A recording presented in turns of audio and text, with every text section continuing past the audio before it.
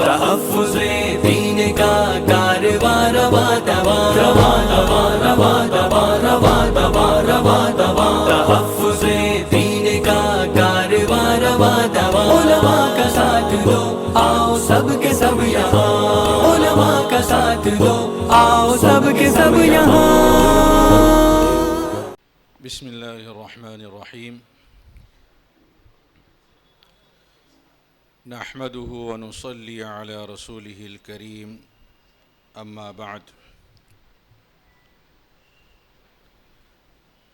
فاعوذ باللہ من الشیطان الرجیم بسم اللہ الرحمن الرحیم بس ٹھیک ہے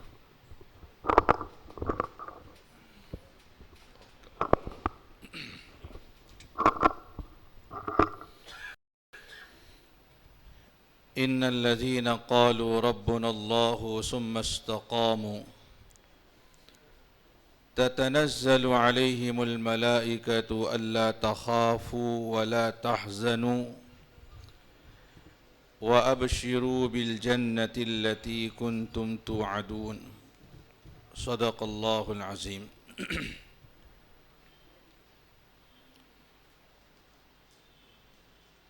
حضرات علماء کرام، بزرگان محترم اور برادران عزیز، اللہ رب العزت نے انسانوں کو اپنی بے شمار نعمتوں سے مالا مال فرمایا ہے۔ ہر وقت بارش کے قطروں اور ریت کے ذروں کی مانند اللہ کی نعمتیں بندوں پر نچھاور ہو رہی ہیں۔ اتنی بے شمار نعمتیں ہیں کہ کوئی بندہ ان نعمتوں کو گن نہیں سکتا۔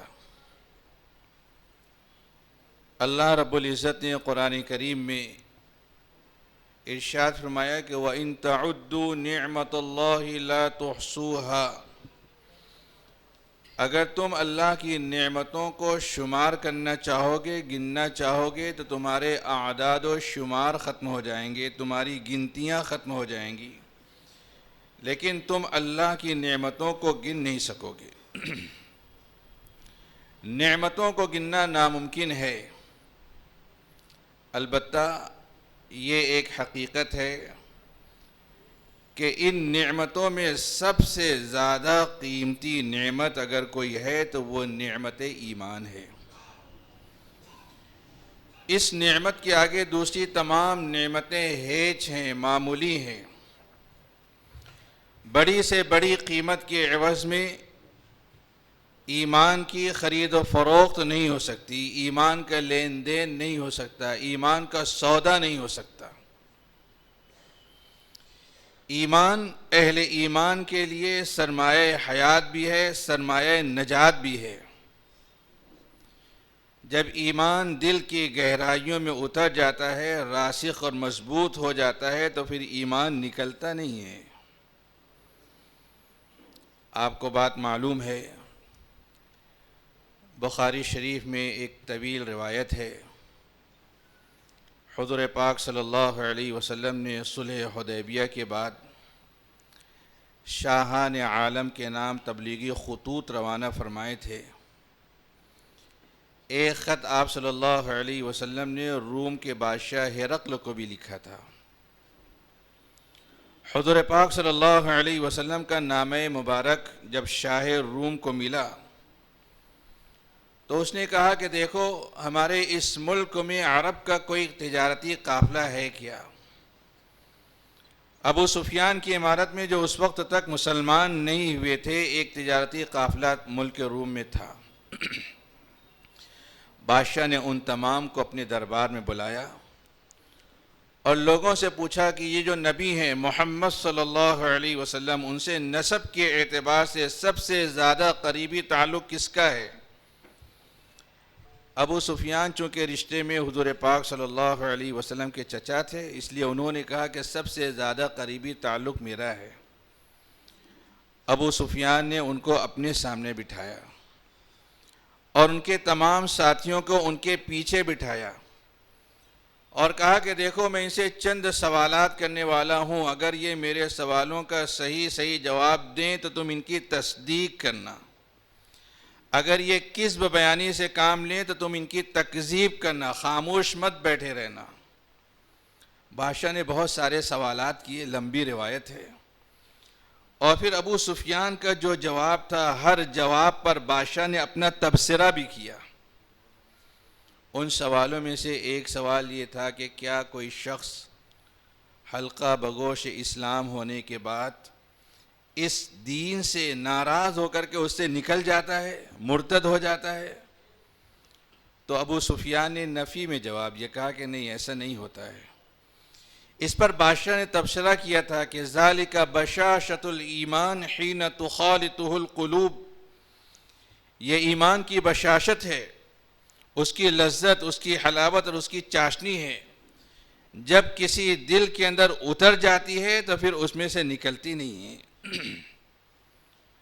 قرآن کریم میں آپ دیکھیے، حضرت موسیٰ علیہ السلام سے مقابلہ کرنے کے لیے جو لوگ آئے تھے، ان لوگوں نے حضرت موسیٰ علیہ السلام کے سامنے آنے سے پہلے فرعون سے یہ سوال کیا تھا، اَإِنَّ لَنَا لَأَجْرًا إِن كُنَّا نَحْنُ الْغَالِبِينَ، اگر ہم جیت گئے تو ہم کو کچھ انعام ملے گا؟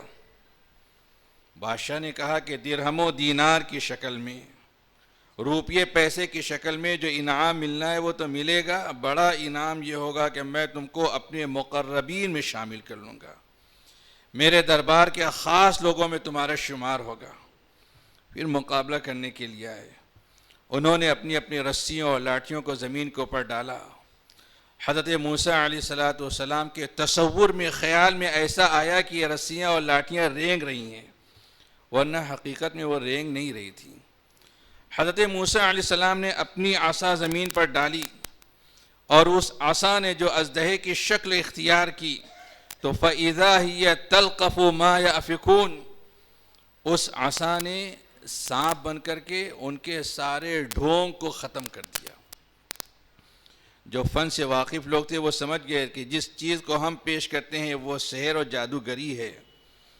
حضرت موسیٰ علیہ السلام جس چیز کو پیش کر رہے ہیں وہ سحر و جادوگری نہیں ہے، اس لیے انہوں نے فوراً کہا آمنا برب العالمین رب موسیٰ و ہارون، ایمان کا اعلان کر دیا۔ فرعون کو غصہ آ گیا، غصے میں پاگل ہو گیا۔ فرعون نے دھمکی دی، کہا کہ لَأُقَطِّعَنَّ أَيْدِيَكُمْ وَأَرْجُلَكُمْ مِنْ خِلَافٍ ثُمَّ لَأُصَلِّبَنَّكُمْ أَجْمَعِينَ۔ فرعون کی اس دھمکی سے وہ اہل ایمان ذرہ برابر نہیں ڈرے، خوف زدہ نہیں ہوئے، اور انہوں نے فرعون کو ویسے ہی جواب دیا، کہا کہ فَاقْضِ مَا أَنْتَ قَاضٍ إِنَّمَا تَقْضِي هَٰذِهِ الْحَيَاةَ الدُّنْيَا، تجھ سے جو بن پڑتا ہے کر لے، تیرا زور اور بس اسی دنیا کی زندگی کے اندر ہم پر چلے گا۔ جب جسم میں سانس نہیں رہے گی، سانس کی آمد و رفت کا سلسلہ منقطع ہو جائے گا، تو پھر ہمارے اوپر تیرا کوئی زور اور بس نہیں چل سکے گا۔ تھوڑی دیر پہلے فرعون سے مادیت کا سوال کر رہے تھے، لیکن جب ایمان دل کی گہرائیوں کے اندر اتر گیا تو فرعون کی دھمکی سے جو ذرہ برابر نہیں ڈرے۔ یہ ایمان کی شان ہے، اس کی تاثیر ہے۔ جب کسی دل کے اندر ایمان اتر جاتا ہے تو اس میں سے نکلتا نہیں ہے، مصائب و مشکلات کا برداشت کرنا سہل اور آسان ہو جاتا ہے، ایمان سے دستبردار ہونا انتہائی دشوار اور مشکل ہوتا ہے۔ یہ اللہ تبارک و تعالیٰ کی عطا کردہ ایک عظیم ترین نعمت ہے۔ اس نعمت ایمان پر اللہ تبارک و تعالیٰ کا بندہ مومن جتنا شکر ادا کرے کم ہے۔ البتہ سارے اہل ایمان کی ذمہ داری ہے کہ اس نعمت ایمان کی حفاظت کی فکر کریں، اس کے لیے کوشش و جد و جہد کریں۔ انبیاء کرام علیہم السلام کی تعلیمات سے بھی اور ان کے اسوے سے بھی ہم کو یہی بات معلوم ہوتی ہے کہ نعمت ایمان ملنے کے بعد مطمئن ہو کر کے بیٹھنا نہیں چاہیے، بلکہ حفاظت ایمان کے لیے ہمیشہ فکر مند رہنا چاہیے۔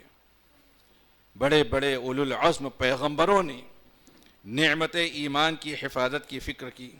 آپ قرآن کریم میں دیکھیے، حضرت ابراہیم خلیل اللہ علیہ السلام نے جب اپنے چھوٹے سے کنبے کو ایک غیر آباد جنگل بیابان میں ٹھہرا دیا، بسا دیا اور واپس جانے لگے، تو حضرت ابراہیم علیہ السلام نے اس وقت کچھ دعائیں کی تھیں. ان دعاؤں میں سے ایک دعا یہ بھی تھی وَجْنُبْنِي وَبَنِيَّ أَن نَعْبُدَ الْأَصْنَامَ، میری اور میری اولاد کی شرک سے، بت پرستی سے حفاظت فرمائیے.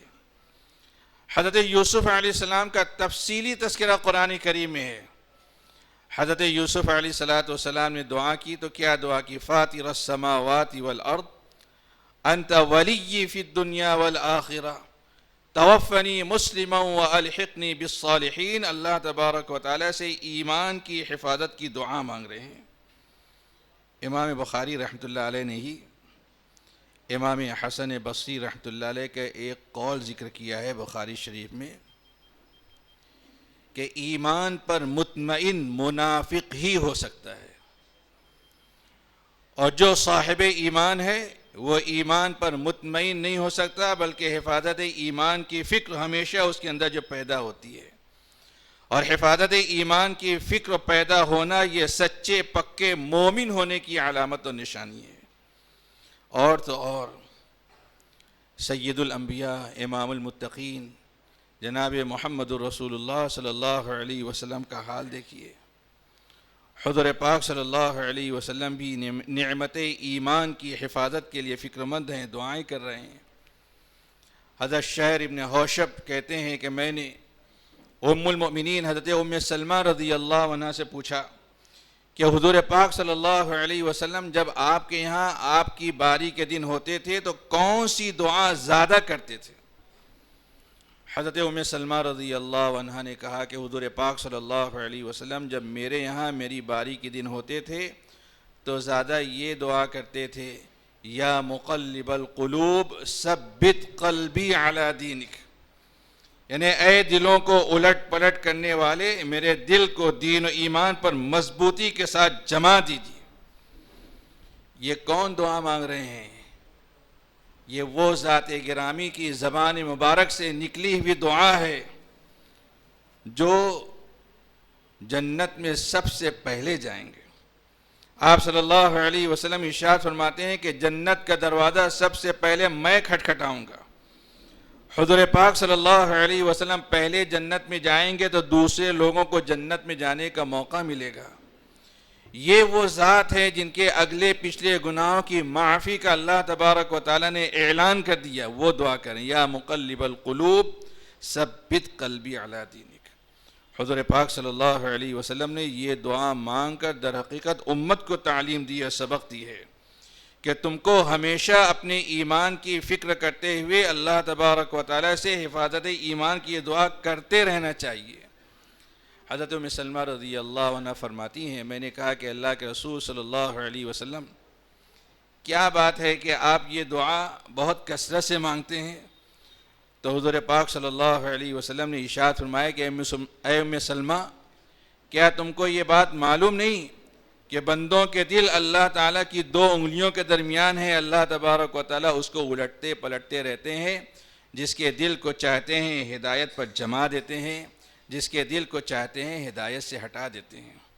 جس طریقے سے انبیاء کرام علیہم السلام نے حفاظت ایمان کی فکر کی ہے، اسی طریقے سے وارثین انبیاء نے بھی ہر دور میں اپنے ایمان کی حفاظت کی بھی فکر کی ہے، اور افراد امت کے ایمان کی حفاظت کی بھی جو فکر کی ہے. اس ملک کے اندر تحفظ دین اور حفاظت ایمان کے لیے جو کوششیں علماء اسلام نے کی ہیں وہ ایک لمبی چوڑی تاریخ ہے. جتنے مدارس دنیا کے اندر قائم ہیں ان کے پس منظر میں یہی بات ہے، حفاظت ایمان و تحفظ دین ہی کی بات ہے. انبیاء کرام علیہم السلام کے وارثین نے ہر دور میں اس بات کی کوشش کی کہ ہر صاحب ایمان کا جو ایمان محفوظ رہے، اور جب کبھی ایمان کی اس نعمت کو چھیننے کی کوشش و جدوجہد کی گئی تو اس تحریک حفاظت ایمان کے اندر بھی جو تیزی آئی. وارثین انبیاء کے سلسلہ زرین کی ایک کڑی مفکر ملت بانی مہد ملت حضرت مولانا عبدالحمید نعمانی رحمۃ اللہ علیہ تھے. انہوں نے 1953 میں مہد ملت کا قیام فرمایا ہے، اس کی بنیاد رکھی ہے. اور پھر جب انہوں نے اس بات کو دیکھا کہ ملک کی آزادی کے بعد اسکولوں اور کالجوں کے نصاب تعلیم سے اسلامی تعلیمات کو جو ہے ہٹا دیا گیا ہے اور اس کے اندر مشرکانہ، ملحدانہ، ہندوانہ تعلیم بھر دی گئی ہے، تو انہوں نے اسکولوں اور کالجوں میں پڑھنے والے طلباء و طالبات کے دین و ایمان کی حفاظت کی فکر کی اور 1965 میں ادارہ امتحان دینیات کو جو ہے قائم کیا. اس ادارے کے قیام کا بنیادی مقصد یہ تھا کہ اسکولوں میں اور کالجوں میں پڑھنے والے طلباء تک دین کی تعلیم جو پہنچے اور وہ دینی تعلیم سے جو روشناس ہوں، اس سے وہ ناواقف نہ رہیں. وہ دینی تعلیم کے علاوہ اصلی تعلیم کے اندر مہارت پیدا کریں، وہ اچھے سے اچھے ڈاکٹر، انجینئر بنیں اور اچھے سے اچھے جو ہے سماجی خدمتگار بنیں، لیکن ان کا دین و ایمان جو ہے محفوظ رہے. اس کی انہوں نے جو فکر کی اور ادارہ امتحان دینیات کو جو انہوں نے قائم کیا. آج سے 50 سال پہلے اس امتحان کی اہمیت و افادیت تھی. 50-55 سال گزر جانے کے بعد ملک کے حالات جس انداز سے بدلے ہیں اور جس طریقے سے ملحدانہ تعلیم جو ہے نصاب تعلیم کے اندر جو داخل کر دی گئی ہے اور انداز تعلیم بھی ایسا ہے کہ اگر اس تعلیم کے رحم و کرم پر ہمارا بچہ رہے گا تو اس کے دین و ایمان کا جو ہے کوئی ٹھکانہ نہیں رہے گا. مفکر اسلام حضرت مولانا سید ابو الحسن علی میاں ندوی رحمۃ اللہ علیہ نے ایک موقع پر یہ بات ارشاد فرمائی تھی کہ اگر اسکول اور کالج میں پڑھنے والے بچے کے لیے علیحدہ سے دینی تعلیم و تربیت کا انتظام و بندوبست نہیں کیا جائے گا تو میں اپنے علم و معرفت کی بنیاد پر کہتا ہوں کہ وہ بچہ مسلمان باقی نہیں رہ سکے گا. اس لیے اسکولوں اور کالجوں میں پڑھنے والے بچوں کے دین و ایمان کی حفاظت کی فکر بھی جو ہے ہم کو اور آپ کو کرنا ہے. مولانا عبدالحمید نعمانی رحمۃ اللہ علیہ نے اس امتحان دینیات کو پورے مہاراشٹر کے اندر جو ہے عام کیا تھا، پھیلایا تھا اور 50 سال سے زائد عرصے سے تسلسل کے ساتھ ہر سال امتحان دینیات جو ہے پابندی کے ساتھ جو ہے منعقد ہوتا ہے. طلبہ اور طالبات اس کے اندر جو شرکت کرتے ہیں. دینی رسائل کو پہلے اس کا نصاب مقرر کیا گیا تھا، طلبہ اس سے استفادہ کرتے تھے. بہت سے علاقوں میں غیر مسلم افراد نے بھی جو ہے اس امتحان کے اندر جو شرکت کی ہے اور دینی تعلیم سے جو واقفیت انہوں نے جو حاصل کی ہے. ایک اندازے کے مطابق 5 لاکھ سے زائد طلبہ و طالبات ان امتحانات سے جو ہے شریک ہو کر کے اس میں استفادہ کر چکے ہیں. اب ضرورت اس بات کی محسوس کی گئی کہ اس امتحان دینیات کے دائرے کو جو وسیع کیا جائے اور بڑے پیمانے پر امتحان دینیات کو جو ہے منعقد کیا جائے. امتحان دینیات کے لیے اب اپنا ایک نصاب تعلیم KG سے لے کر کے 8ویں جماعت تک کا علیحدہ سے مرتب کر دیا گیا ہے. ہر کلاس کے طالب علم کی ذہنی سطح کے اعتبار سے ایک نصاب تعلیم جو مرتب کر لیا گیا ہے. طالب علم جو اس کو پڑھ کر کے اس کے امتحان دے سکتا ہے. فی الحال ترتیب یہ رکھی گئی ہے کہ پرائمری میں تعلیم حاصل کرنے والے طلبہ جونیئر KG سے لے کر کے 4تھی جماعت تک کے وہ کتاب کا مطالعہ کرتے ہیں، ان کا زبانی امتحان ہوتا ہے. اور ہائی اسکول میں پڑھنے والے طلبہ 4تھی سے لے کر کے آگے تک وہ نصاب تعلیم کے ذریعے سے دینی تعلیم حاصل کرتے ہیں اور ان کا تحریری امتحان ہوتا ہے. امتحانات کے بعد جو ہے پرکشش انعامات بھی جو دیے جاتے ہیں. جس اسکول سے 500 طلبہ شریک ہوتے ہیں اس اسکول کو جو ہے بیسٹ سینٹر ایوارڈ دیا جاتا ہے. اسی طریقے سے جس اسکول کے انچارج کی کارکردگی اچھی ہوتی ہے اس کو بیسٹ انچارج کا جو ایوارڈ دیا جاتا ہے. امتحان میں شریک طلبہ و طالبات کو انعامات دینے کے ساتھ ساتھ اسکول کو اور انچارج کو بھی جو انعامات سے جو نوازا جاتا ہے. ضرورت اس بات کی محسوس کی گئی تھی کہ ادارہ امتحان دینیات کے دائرے کو جو وسیع کیا جائے. آج کا یہ تاریخی اجلاس اسی سلسلے کی ایک حسین اور سنہری کڑی جو ہے. اللہ تبارک و تعالیٰ کی ذات سے اس بات کی امید و توقع ہے کہ جب اس شہر کے فارغین مہد ملت اور دوسرے فضلاء اور دانشوران ملت اس کو اپنا کام سمجھیں گے، اس ذمہ داری کو جو محسوس کریں گے، تو اس کا دائرہ وسیع سے وسیع تر ہوگا اور زیادہ سے زیادہ طلبہ و طالبات تک ہم دینی تعلیم کو جو پہنچانے کے اندر جو کامیاب ہو سکیں گے۔ یہ جو توسیعی پروگرام بنایا گیا ہے، اس کو دیکھ کر کے میں سمجھتا ہوں کہ ہمارے جو اکابرین ہیں جو دنیا سے گزر چکے ہیں، بالخصوص مفکر ملت حضرت مولانا عبدالحمید نعمانی رحمۃ اللہ علیہ اور سابق شیخ الحدیث حضرت مولانا محمد حنیف ملی رحمۃ اللہ علیہ کی روحیں بھی اپنی قبروں کے اندر جو تسکین پائیں گی۔ بس اس اجلاس کا مقصد یہی ہے کہ ہم اس ذمہ داری کو اپنی ذمہ داری سمجھیں اور اس کام کے اندر ادارہ امتحان دینیات کی اکابرین کے ساتھ جو ہے کاندھے سے کاندھا اور قدم سے قدم ملا کر کے چلنے کا جو ہے یقین دلائیں، تاکہ ہم اپنے مشن میں اور اپنے مقصد میں جو کامیابی حاصل کر سکیں۔